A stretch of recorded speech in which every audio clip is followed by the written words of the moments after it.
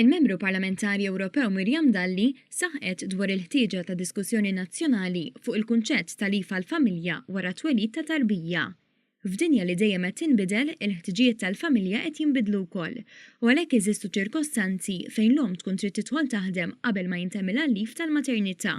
Min-naħa l-oħra, bis-sistema preżenti, il-missier għandu biss ftit jiem ta' lif wara twelid ta' tarbija. Jiena li nixtieq nara li aħna nejnu il-familji tagħna kullimkien. Għax jiena nemmen li l-familji tagħna huma l-bażi tas-soċjetà tagħna għada pitada. U għandna d-dover li nejnu lill-familji bħala nukleju f'kull mument. Dalli spjegat li l-kunċett ta' family leave ifisser li ż-żewġ ġenituri jkunu jistgħu iqasmu l-lif skont il-bżonnijiet tagħhom.